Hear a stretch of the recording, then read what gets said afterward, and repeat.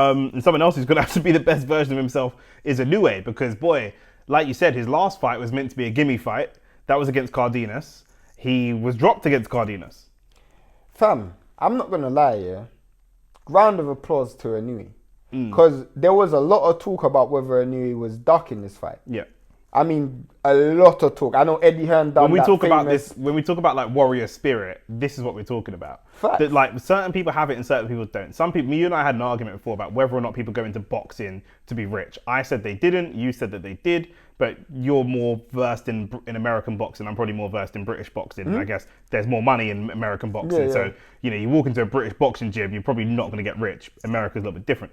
But you know, that warrior spirit where if Darren Till says, I'll smash up Carl Froch, it's not only the money, it's bugging Carl Froch. It will keep him up late at night. It will bug him because he's a fighter. The reason why that's such a wise statement is because Inoue is going to make money in Japan fighting anyone. Yes.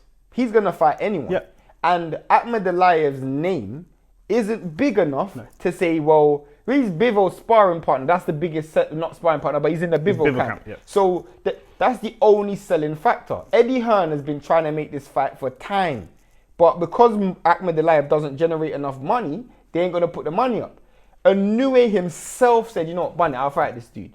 Because he's not having no one say... Facts. Yeah. Because for me... It's a catch-22. Like, would you rather lose and have been defeated, but have that great resume that you didn't duck no one in your time, or you go undefeated, people go, well, you didn't fight this guy. But guess what, though? The reason why I rate Inoue even more is because it's not even like the general man would say, oh, you didn't fight Akhmadaliev. Yeah. Who's actually, unless you go... Hardcore boxing fans might say that. But who's really saying, oh, you didn't fight Akhmadaliev? But anyone who does know Akhmadaliev knows this fight's a madness, bro. I have to give Inoue so much credit. Yeah. And with all that being said, and I've watched both of them fight so much, this is probably going to be Inoue's toughest fight, bro. Yeah. Because it's the first guy I actually genuinely believe that you can't like, there's certain mechanics that you rely on. You can't rely on this. Like, he can't get off the canvas multiple times against Akhmadaliev, I don't feel like. No.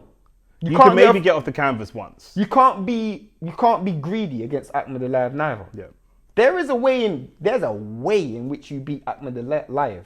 But the mistakes that I've seen you make recently, even the mistakes... You can't be behind on the scorecards and Fabio Wardley one bang. Yeah, that's not going to happen. That's not going to get you out of trouble. That's not going to happen. Yeah.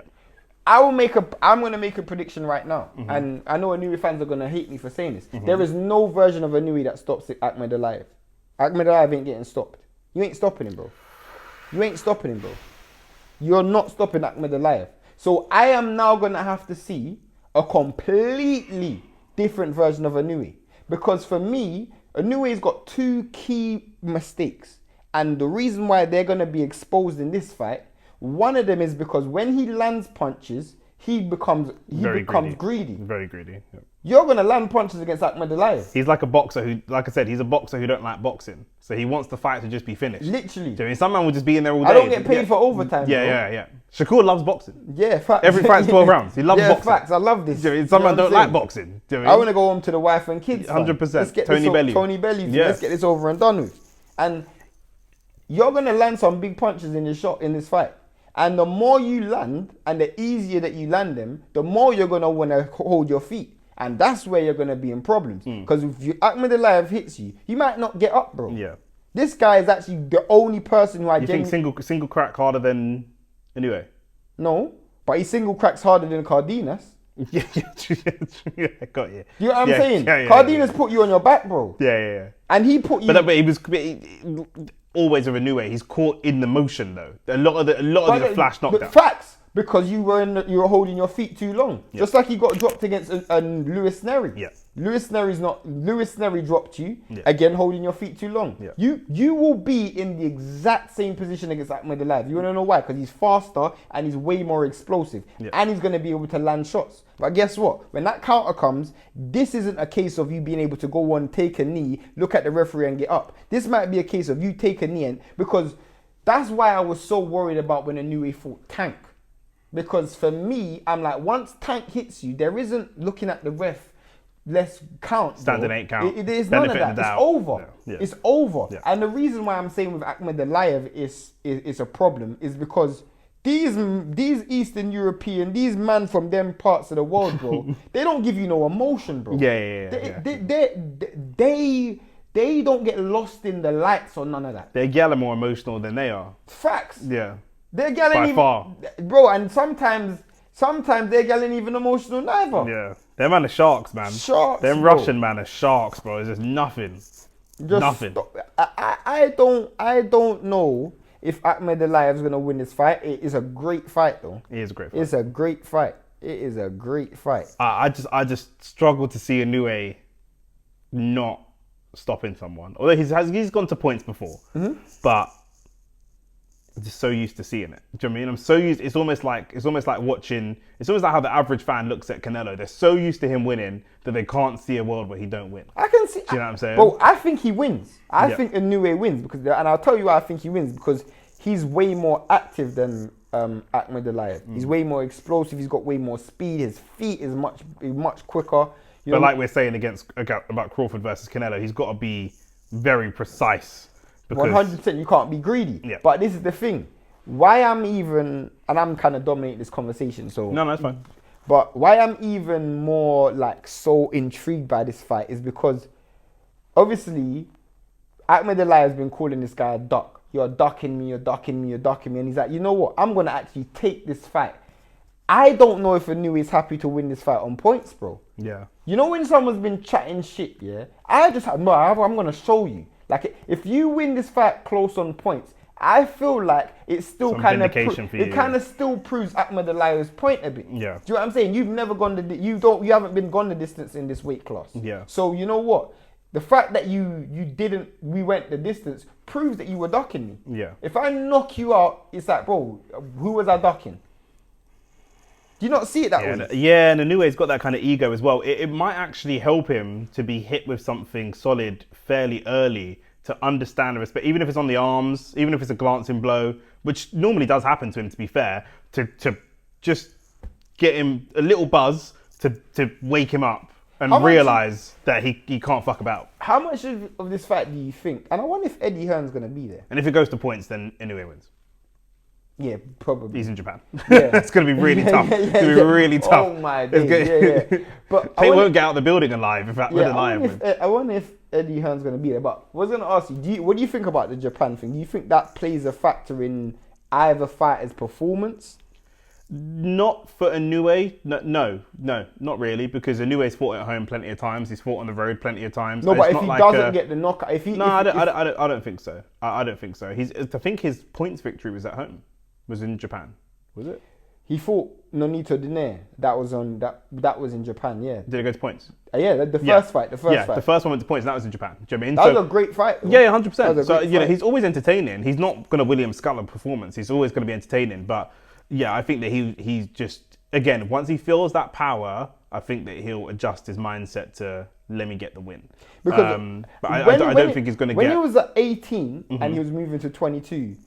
Like, obviously, I wanted Stephen Fulton to win and all of that. But stylistically, I've always said, Akhmadaliev is probably the worst fight for you. Yeah. Because I always think people who go forward and are naturally aggressive fighters, I think the Eastern European style, the Soviet style, is almost the worst thing for them. Yes, it's tailor-made for that. Literally. Yeah. It's tailor-made for that. Like, they're not like British who are...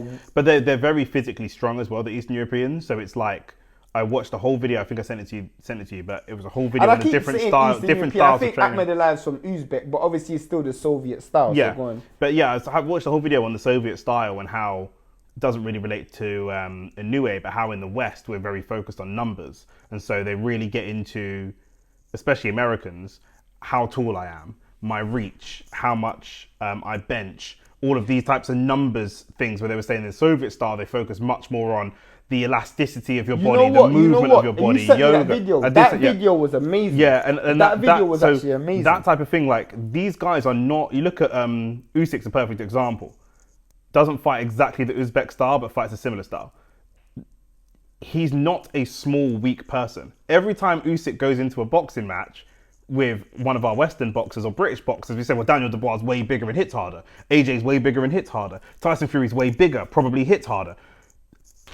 Tyson Fury was rocked and nearly knocked out, and Daniel Dubois got absolutely walked through, because Usyk is still a big, strong man, but that's not what he's presenting to the world. Facts. And same as with Akhmadaliev, he's just as, him and Inoue go to the gym, he's just as strong as Inoue. But maybe he's stronger. Probably stronger, but that's not what he's presenting. Facts. That's not what he's. Whereas Mexicans, they're gonna leave with their fucking cojones. Yeah, facts. Canelo's like, I hit hard, and that's what I present. I'm gonna come and hit you hard. The Eastern European style or the Uzbek style is totally completely different. And I watched that video, and I don't know where the video is or where you had that. That was an amazing video, because it speaks about how.